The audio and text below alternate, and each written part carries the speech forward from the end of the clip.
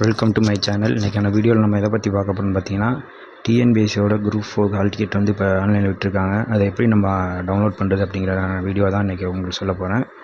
வாங்க, ரொம்ப ஈஸியாகவே உங்கள் மொபைல்லேயும் டவுன்லோட் பண்ணிக்கலாம். அப்படி இல்லைனா உங்கள் மொபைல் இல்லைனா சிஸ்டம்லேயும் நீங்கள் டவுன்லோட் பண்ணிக்கலாம்.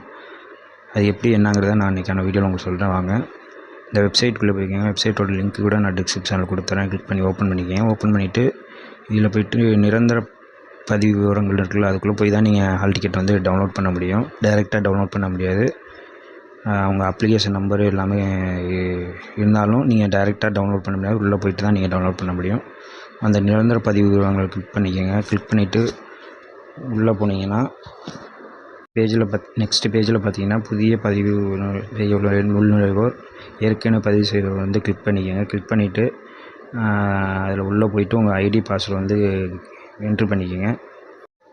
உங்கள் ஐடி பாஸ்வேர்டு வந்து கரெக்டாக என்ட்ரு பண்ணிவிட்டு அந்த கேப்சா கோட் இருக்குது பார்த்தீங்களா, அந்த கேப்சா கோட் வந்து கரெக்டாக என்ட்ரு பண்ணிட்டு சப்மிட்னு கொடுத்தீங்கன்னா உங்களோட பேஜ் வந்து ஓப்பன் ஆயிரும்.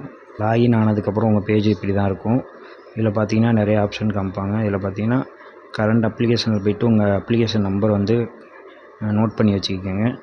நோட் பண்ணிவிட்டு கீழே வந்து ஹால் டிக்கெட் டவுன்லோடுன்னு பார்த்தீங்களா, அந்த இதை கிளிக் பண்ணி தான் நீங்கள் ஹால் டிக்கெட் டவுன்லோட் பண்ணணும். இப்போ நான் கரண்ட் அப்ளிகேஷனில் போய்ட்டு உங்கள் நம்பர் எப்படி எடுக்கிறதுன்னு பார்த்து சொல்கிறேன். வாங்க, கரண்ட் அப்ளிகேஷனை கிளிக் பண்ணதுக்கப்புறம் அப்படி தான் வரும். அதில் கீழே ஸ்க்ரோல் பண்ணி வந்தீங்கன்னா லாஸ்ட்டாக நீங்கள் அப்ளை பண்ண எல்லாமே காமிக்கும். அதில் நீங்கள் எந்த இப்போ ஹால் டிக்கெட் டவுன்லோட் பண்ணணுமோ அந்த வந்து அப்ளிகேஷன் நம்பர் வந்து காப்பி பண்ணிக்கோங்க, இல்லைனா நோட் பண்ணி வச்சுக்கோங்க. நோட் பண்ணிவிட்டு மறுபடியும் அந்த ஹோம் பேஜ் போயிருங்க. உங்களோட ஹோம் பேஜுக்கு போயிருங்க. ஹோம் பேஜ் போனதுக்கப்புறம் மறுபடியும் அந்த கரண்ட் அப்ளிகேஷனுக்கு கீழே டவுன்லோட் ஹால் டிக்கெட்னு இருக்குது பார்த்தீங்களா, அந்த இதை வந்து கிளிக் பண்ணிக்கோங்க. கிளிக் பண்ணிங்க. அந்த ஆப்ஷனை கிளிக் பண்ணதுக்கப்புறம் காமிக்கிருப்பாங்க. நீங்கள் இப்போ லாஸ்ட்டாக எந்த எக்ஸாம் அப்ளை பண்ணீங்களோ அதுக்கான ஹால் டிக்கெட் வந்து இப்போ ஆன்லைனில் விட்டுருக்காங்க. அதை நீங்கள் ஈஸியாக டவுன்லோட் பண்ணிக்கலாம்.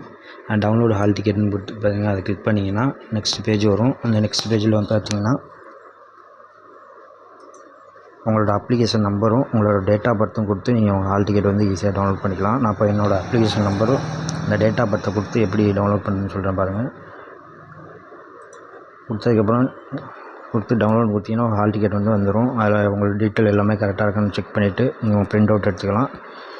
இது போன்ற பயனுள்ள தகவலுக்கு என்னோடய சேனலை வந்து சப்ஸ்கிரைப் மற்றும் ஃபாலோ பண்ணி வச்சுக்கோங்க. கூட பெல் ஐக்கான் இருக்கும், அதையும் கிளிக் பண்ணி ஆளுங்கிற நோட்டிஃபிகேஷனை செட் பண்ணிக்கோங்க. நன்றி, வணக்கம்.